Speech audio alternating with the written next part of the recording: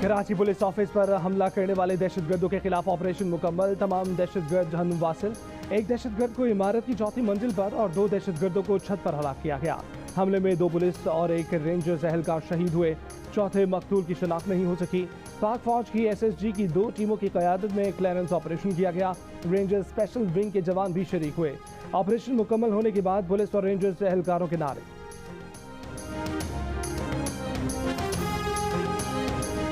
3 दहशतगर्द Karachi police office के अंदर दाखिल हुए। 2 के पास खुदकुश जैकेट्स थीं। वज़ीर आला सिंध के मुशीर मुर्तज़ा वहाब की जियो न्यूज़ के प्रोग्राम आज शाहजेब खानज़दा के साथ में गुफ्तगू। कहा कि जख्मियों में से एक की हालत तशवीशनाक है। जिना अस्पताल की इंतजामिया के मुताबिक 18 जख्मियों को अस्पताल पहुंचाया गया। जख्मियों में रेंजर्स और पुलिस एहलकार शामिल हैं।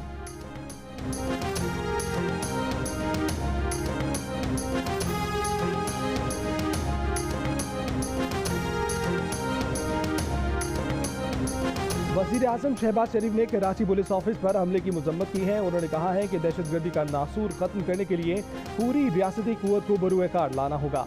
वज़ीर आज़म ने दहशतगर्दों के खिलाफ भरपूर कार्रवाई पर पुलिस और सिक्योरिटी फोर्सेज को खिराज तहसीन पेश किया। वज़ीर आज़म ने कहा, दहशतगर्दों ने एक बार फिर से कराची को निशाना बनाया है। ऐसी बुज़दिलाना कार्रवाइयों से पुलिस और कानून नाफिज करने वाले इदारों का अज़्म तोड़ा नहीं जा सकता। वज़ीर ख़ारजा बिलावल भुट्टो ज़रदारी ने कहा है कि सिंध पुलिस ने पहले भी दहशतगर्दों का बहादुरी से सामना किया और उन्हें ख़त्म किया है। यकीन है कि पुलिस इस बार भी ऐसा ही करेगी।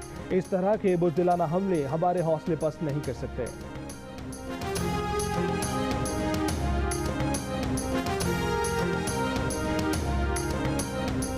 मैं अनाउंस कर रहा हूं इंशाल्लाह बुध से वेडनेसडे को अपनी जेल भरो तहरीक। मैं अपनी सारी पार्टी को आज कह रहा हूं कि तैयारी करें। हमने शुरू करना है लाहौर से और हम फिर पाकिस्तान के बड़े बड़े हर अगले दिन बड़े बड़े शहरों के अंदर हम जेल भरने की अपनी तारीख शुरू करेंगे, जेल भरेंगे। ये जो जेल से डरा रहे हैं, हम जेल भर देंगे। इनके पास जगह ही नहीं होगी जेलों के अंदर।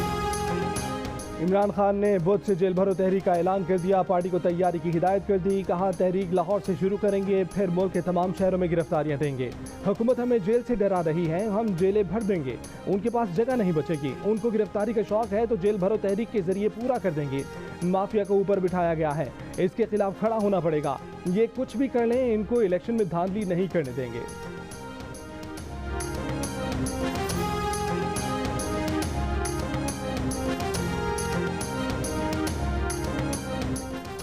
सारी पार्टी को कहता है जेलें भर दो, खुद चूहा घर में छुप गया है। वर्करों को आवाज़ें दे रहा है कि जमान पार्क पहुंचो, मुझे बचाओ। वज़ीर दिफा ख्वाजा आसिफ का इमरान खान पर तंजिया वार। कहा कि अदालत को कहता है कि मैं बुजुर्ग, उम्र रसीदा और जख्मी हूँ, हाजिर नहीं हो सकता। सदर ममलिकत का पंजाब और खैबर पख्तूनख्वा असेंबलियों के इलेक्शन की तारीखें खुद देने का फैसला। चीफ इलेक्शन कमिश्नर को तारीखों पर मुशावरत के लिए पीर को ऐवान सदर बुला लिया। सदर अलवी ने चीफ इलेक्शन कमिश्नर को खत लिखकर 90 दिन में इलेक्शन के लिए पेशरफ न करने पर नाराजगी का इजहार किया।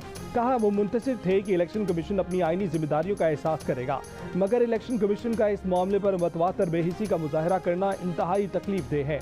इलेक्शन कमीशन ने अब तक 8 फरवरी के खत का जवाब भी नहीं दिया। सदर ने कहा कि आइन का दिफा और तहफ़्फ़ुज़ उनकी आइनी जिम्मेदारी है। चीफ इलेक्शन कमिश्नर पीर को हंगामी मुशावरती इजलास के लिए ऐवान सदर पहुंचे। पंजाब असम्बली की तहलील को 34 और खैबर पख्तूनख्वा असम्बली की तहलील को 27 दिन गुजर चुके हैं। दोनों सूबों के गवर्नरों ने इलेक्शन की तारीख नहीं दी है। परवेज़ इलाही की मुबैना ऑडियो टेप पर नून लीग के वफाकी वज़रा का चीफ जस्टिस से तहकीकात का मुतालबा। FIA को कार्रवाई की हिदायत कर दी। वज़ीर दाखिला राना सनाउल्लाह की इजाज़त के बाद FIA ने कार्रवाई शुरू कर दी। पहले मरहले में ऑडियो का फॉरेंसिक होगा, असल हुई तो मुकदमा दर्ज होगा। वफाकी वज़ीर कानून नाज़िम नज़ीर तारड़ ने ऑडियो को संजीदा मामला करार दे दिया। मीडिया से गुफ्तगू में कहा कि अगर ये ऑडियोज दुरुस्त हैं तो तहकीकात होनी चाहिए, गलत हैं तो तदारुक होना चाहिए। ऑडियोज पर चीफ जस्टिस से भी बात होनी चाहिए। वफाकी वज़ीर एहसन इकबाल ने कहा कि ऑडियो टेप्स ने निज़ाम अदल पर सवालिया निशान लगाया है, इसके किरदार बेनकाब होने चाहिए। वज़ीर दाखिला राना सनाउल्लाह ने कहा कि ऑडियो में कुछ हक़ाइक़ अदलिया की एक शख्सियत से मुतल्लिक हैं। चीफ जस्टिस की इजाज़त के बगैर इस पर एक्शन करना मुनासिब नहीं होगा।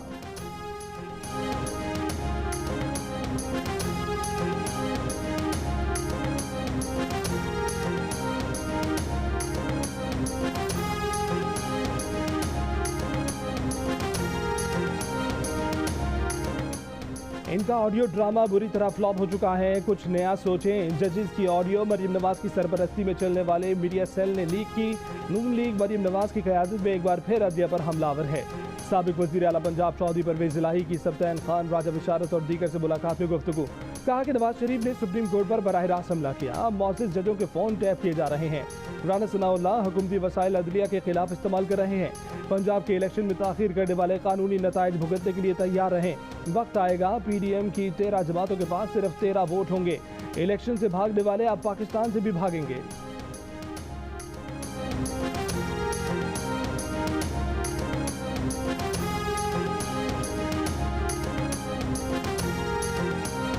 साबिक वज़ीर आज़म नवाज शरीफ का परवेज़ इलाही की मुबैना ऑडियो लीक का मामला सुप्रीम जुडिशल काउंसिल को भेजने का मुतालबा।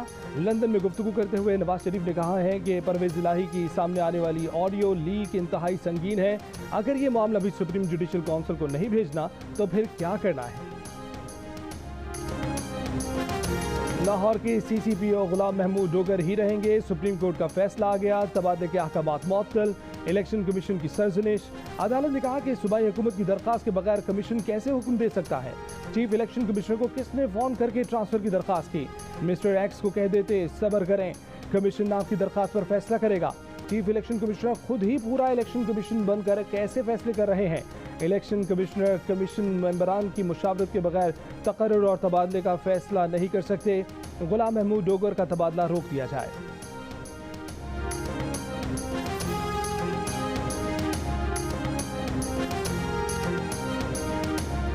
IMF का एग्जेक्टिव बोर्ड मुआहदे के 3 से 4 हफ्ते बाद $1.1 अरब किस्त की मंजूरी देगा। वज़ारत ख़जाना के हुक्काम के मुताबिक 30 जून तक मुल्की ज़र मुबादले के ज़खायर 2 माह की दरामदाद के मुसावी लाने पर इत्तफाक हो गया।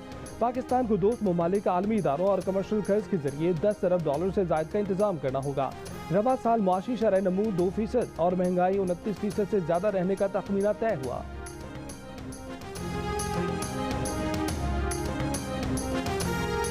FIA ने एजाजुल हक को $1 अरब 80 करोड़ रुपए की मनी लॉन्ड्रिंग के इल्जाम पर 21 फरवरी को फैसलाबाद में तलब कर लिया। एजाजुल हक पर आमदनी से जायद असासे रखने का इल्जाम है। एजाजुल हक का केस नैब की जानिब से FIA के हवाले किया गया।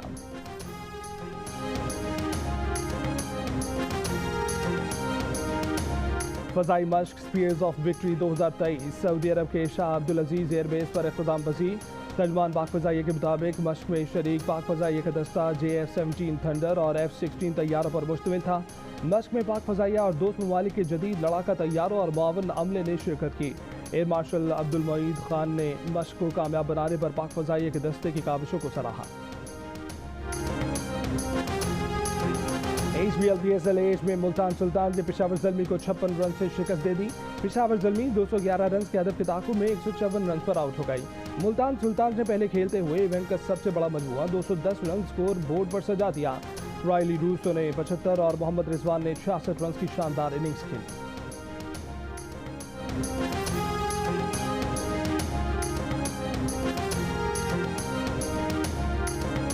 कलंदर्स हॉकी लीग के लिए कराची में ट्रायल्स का आगाज। पहले दिन नौजवान खिलाड़ियों की बड़ी तादाद में शिरकत। लाहौर कलंदर्स के कप्तान शाहीन आफरीदी कलंदर्स स्क्वाड के हमरा ट्रायल्स में पहुंचे। लाहौर कलंदर्स के CEO आतिफ राना, सूबाई वजीर सईद गनी और हॉकी फेडरेशन के सेक्रेटरी हैदर हुसैन भी मौके पर मौजूद थे।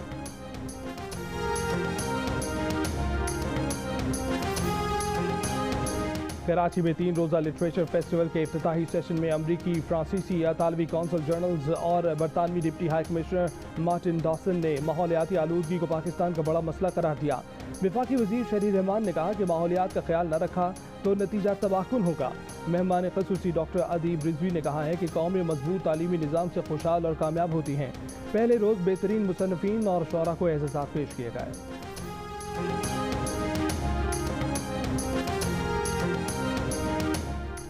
और लाहौर के अलहमरा आर्ट्स काउंसिल में सजे 3 रोज़ा फैज़ फेस्टिवल के पहले रोज़ अजोका थिएटर का खेल अन्नी मायदा सुफना पेश किया गया। भारतीय अदीबों के वफ्द समेत पाकिस्तान के दानिश्वर भी फेस्टिवल में शरीक हुए। फेस्टिवल 19 फरवरी तक जारी रहेगा। अदब, दास्तान गोई, ड्रामा और मौसीकी पर मुख्तलिफ सेशंस होंगे।